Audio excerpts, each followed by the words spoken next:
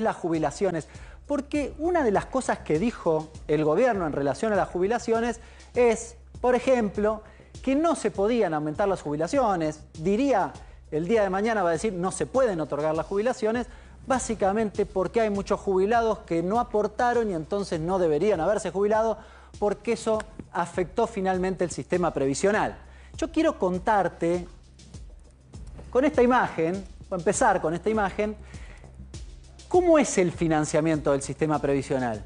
¿Qué tiene que hacer para lograr pagar mejores jubilaciones? Para que las jubilaciones sean mejores, ¿tengo que sacar jubilaciones y pagarle al resto, al que queda, un poco más, o hay otras opciones? Bueno, te lo voy a contar con algunos datos de la realidad actual. Mira, esto es una especie de tanque de agua, sencillo, que tiene un nivel de agua que son el valor, la masa de jubilaciones, cantidad de jubilaciones por el haber medio, podríamos decir. Y fíjense, llegan aportes y contribuciones de lo que tiene que ver con seguridad social, que son la mayoría, casi el 70%, y de rentas generales se completa con el otro 30%. Ahí tenés IVA, tenés ganancias, ¿no? Y acá tenés todo lo que tiene que ver con la seguridad social. Fantástico, uno dice, bueno, a ver, ¿cómo hago para llenar esto o cómo hago para que no pierda agua? Y acá te quiero incorporar algunos datos de la realidad para mostrarte que el sistema previsional hoy empieza a tener problemas por datos que no tienen que ver con los jubilados que se jubilaron por la moratoria. ¿Cómo se financia o se desfinancia? Fíjate, vamos al primer tema. Si los salarios cayeron 12,7%, hoy salió el dato nuevamente del empleo registrado privado, pero si tomo el promedio del conjunto estamos aproximadamente en 12,7%, es un poquito menos, debe ser 10% si tomo solo el registrado, pero en esos niveles los salarios implica una pérdida del nivel al que tenemos que llegar para pagar las jubilaciones actuales, los haberes actuales con la cantidad de jubilados actuales, con lo cual vamos a decir, tenemos un problema. Pero hay un segundo tema, que es la cantidad de puestos de trabajo. Hoy arrancamos el programa contándote, cayeron 12.500 puestos de trabajo registrados privados en el día de hoy, los datos del mes de julio, y si tomamos los datos de la Superintendencia de Riesgos del Trabajo interanuales, perdón, me corrijo, desde noviembre del año pasado, estamos hablando de casi 270.000 personas menos. Estos son personas que no aportan al sistema previsional. Vamos para abajo. Fíjense, volvió a bajar la cantidad de agua. Te agrego un tercer tema bien importante, que tiene que ver con el trabajo no regulado. El gobierno suele hacer la mención del trabajo no registrado. Dice, bueno, es un problema, hay que trabajar sobre eso. Fantástico. Lo que no se entiende es algo que nos va a contar Irina en un ratito, que es por qué, por ejemplo, en la ley bases incluyó una exhibición de las multas, un perdón de las multas de la no registración. Casi un incentivo a que no registres. Y si no registras, vuelve a bajar la vara, la cantidad de agua. Y finalmente, te agrego un último punto, que son los aportes y contribuciones en términos genéricos, que los teníamos allí. ¿Pero por qué los agrego acá? Porque también en la ley base el gobierno incluyó esta figura de colaborador. ¿Qué es la figura de colaborador? Bueno, un monotributista. El monotributista aporta menos, en términos relativos, como jubilación que un trabajador en relación de dependencia, con lo cual también desfinancia el sistema. Este es el problema que encontrás en el sistema previsional. Y te agrego la última, la caída de la recaudación total. Estamos hablando de las rentas generales. Si me cae el IVA, me cae ganancias, ¿cómo hago para sostener finalmente los fondos necesarios para pagar las jubilaciones? La caída a agosto es de casi 14%. Esta es la situación que tiene el sistema previsional hoy en la Argentina y que si continúa en este escenario en el tiempo, la verdad que el sistema previsional empieza a condicionar su futuro. Te cierro con esto y ya volvemos a la mesa. Fíjate, porque vos dirás, o dice el gobierno, pero no es que con la moratoria jubilatoria el sistema previsional perdió sustentabilidad, es decir, perdió aportes y contribuciones en relación a lo que se paga. Bueno, los datos dicen otra cosa. Esta es toda la etapa, los años están muy chiquitos, pero del 2004, fíjense la década de los 90 cómo venía la baja, ¿no? de 2004 hasta el 2011 sobre todo, después más o menos se mantienen niveles relativamente elevados, estamos hablando de niveles superiores al 80% del financiamiento del sistema previsional con aportes y contribuciones. Ahora, cuando cae la cantidad de puestos de trabajo y el salario, 2016, 2019, desfinancian el sistema. Y a la inversa, cuando se recupera en parte la cantidad de puestos, te diría acá porque el salario no se recuperó, pero sí los puestos, algo mejora en términos de sustentabilidad. No están los datos todavía agregados para el 2024, pero esta es la situación que tenemos en el sistema previsional. Porque, dado estos números, o los números anteriores en realidad te diría, cuando el sistema previsional finalmente se desfinancia, pasa lo que pasó en la década de los 90, que terminamos discutiendo si el sistema previsional no tiene que ser privado y volver a las AFJP. Volvemos a la mesa. ¿Qué va a pasar, Pablo, en el Senado? El Senado tiene sesión prevista para el día jueves. Habíamos comentado que hay 3 temas en agenda. El principal, por lo menos el que ha generado más convocatoria y más debate público, ha sido el referido a los fondos para las universidades, 2 segmentos. En algún momento recordarán ustedes que hubo una movilización muy importante en abril. En aquel momento, lo que se había producido, una situación complicada, anticipada también de las universidades, y el gobierno tuvo una solución.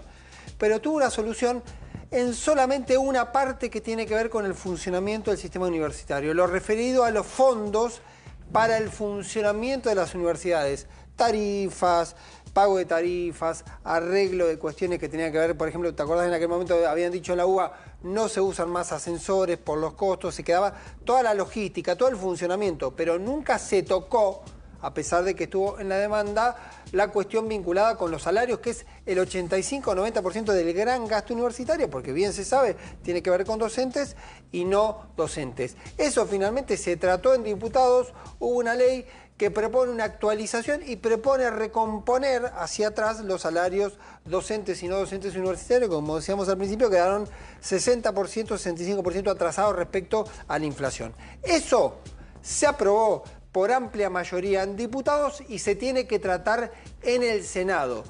La cuestión es si finalmente se va a lograr tratar este jueves, porque ya estaba previsto que se trate la semana pasada y no ocurrió por distintas cuestiones. El otro tema importante es DNU de la CIDE. Me informan que ya está acordado que se va a tratar el tema del DNU de la CIDE, que están los números y se va a caer. Vos me vas a preguntar, ¿qué cambia esto? Ya se gastaron esos fondos. Ya está, no hay vuelta atrás. ¿Qué es lo que pasa? Al desaparecer el DNU de gastos reservados, esos se convierten en gastos normales. Y como todo gasto del Estado, uno tiene que explicar el que lo gastó, en qué lo gastó. Por lo tanto, esos fondos van a decir, che, lo gastamos para tal cosa o tal otra. Van a tener que explicar... ¿En la bicameral? No, van a tener que explicar formalmente como cualquier gasto. Lo que suele ocurrir con los...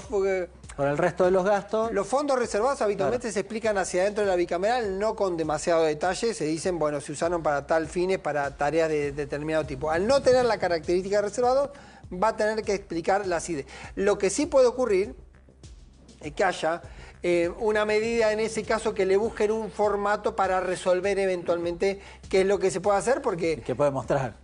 ¿Qué es lo que puede mostrar? ¿Qué es lo que no puede mostrar? Porque si lo usaste, por ejemplo, para equipamiento, podrá decir sí equipamiento sin dar precisiones sobre el equipamiento, por entender que en todo caso tiene que ver con gastos o con información sensible. Irina, recién mencionábamos lo de las multas.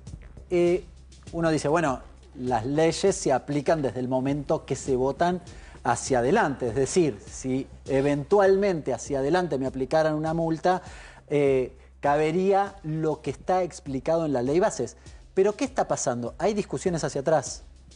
No solamente hay discusiones hacia atrás, viste que con la ley bases y la reforma laboral, uno de los planteos era vamos a terminar con la industria del juicio laboral, sí, vamos a terminar con todo esto. Bueno, ¿sabes quiénes están haciendo juicio ahora? Pidiendo justamente que les apliquen en forma retroactiva la ley bases, los empresarios.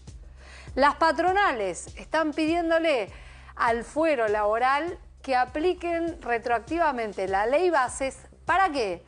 para que no les cuenten justamente las multas por distintos temas. Quizá la más conocida sea las multas por trabajo no registrado, que es una de las multas que elimina la ley bases. Ahí estamos viendo qué es lo que trajo la reforma laboral de la ley bases. Las multas que derogó, una es justamente la falta de registración de la relación laboral.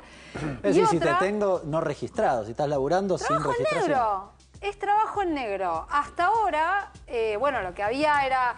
se aplicaba un sistema de, de fiscalización sobre la situación justamente de trabajadores en negro, en blanco y demás.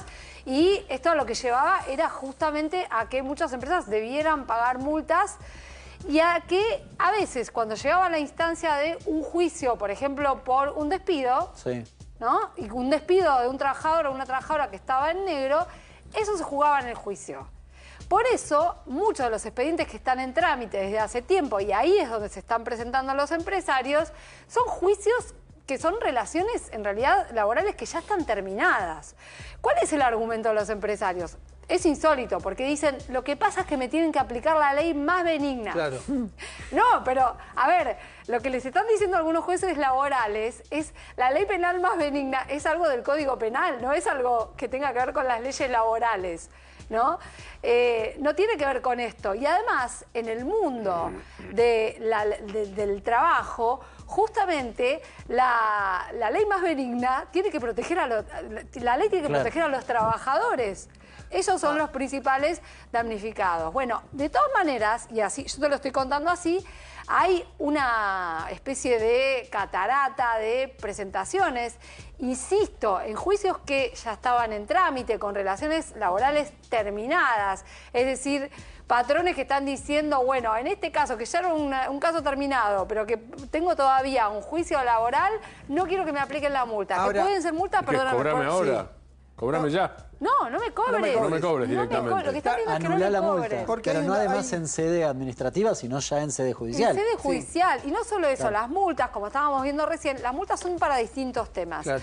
La más conocida es la que tiene que ver con el empleo en negro, quizá. Pero también se aplican multas cuando una empresa, por ejemplo, demora en pagar una indemnización. Claro. Pero déjame hacerte una pregunta, porque me parece que es importante. La multa, ¿a quién se la paga? ¿Es algo que tiene que recibir el trabajador que estuvo en negro o es una multa que aplica el Estado, que le tiene que pagar al Estado? Era una multa que cobraba el Estado. Ok. Lo que pasa es que se derogó por ley. Está bien, quiero decir que en ese caso no es que perjudica, no va para el trabajador. No perjudica al trabajador, pero sí perjudica al Estado, que justamente lo pienso en la lógica del superávit fiscal. Y el Estado no puede renunciar a esa multa, no debería poder renunciar ni al pasado ni a las presentes. De todas maneras, es algo que sí tenía impacto desde el punto de vista judicial sobre el cálculo de una indemnización, por ejemplo. Claro. No es que no tenía ningún efecto. No es solo, o sea, acá, insisto, acá los principales y las principales protegidas son los trabajadores y las trabajadoras. Ahora, Irina, ¿hay empresarios que han tenido éxito en la justicia con esto? Sí, hay empresarios que han tenido éxito y por lo menos el poroteo que vengo haciendo desde la semana pasada, me quedé en la semana pasada, no sé si esta semana ya hubo alguna novedad, venían ganando los trabajadores y trabajadoras con un 60% de fallos favorables, pero también hay un 40% de fallos que son a favor de las patronales, sobre todo en algunas provincias. Por ejemplo, en Ciudad de Buenos Aires, en el Fuero Nacional, tenés en la Cámara Laboral fallo a favor de los trabajadores. Pero ya te digo, las miradas están repartidas. Nos parece una obviedad decir esto, la ley penal más benigna, la ley más benigna es de algo del mundo penal. Bueno, algunos jueces que entran en alguna sintonía con la modificación de la ley bases, ¿no? Y esta cosa de facilitarle el camino y darle las herramientas al gobierno, están dándole más la razón a los empresarios. Creo que acá se abre un mundo. ¿Y sabés qué otro mundo se abre? Y esto lo dicen algunas de las sentencias. Va a haber una gran industria del juicio. Industria es una forma de decirle que quizás no es la más apropiada. Porque los laburantes van a tener el camino, digamos, marcado como para hacer juicio por daño. ¿no? Por el daño que les ocasiona toda esta circunstancia en expedientes judiciales que ya estaban iniciados, donde había un camino ya trazado, ¿no? ¿Es el juicio civil? No, dentro ¿Laboral también? del ámbito laboral también, exactamente. Bien. Bueno, muchas gracias, Irina.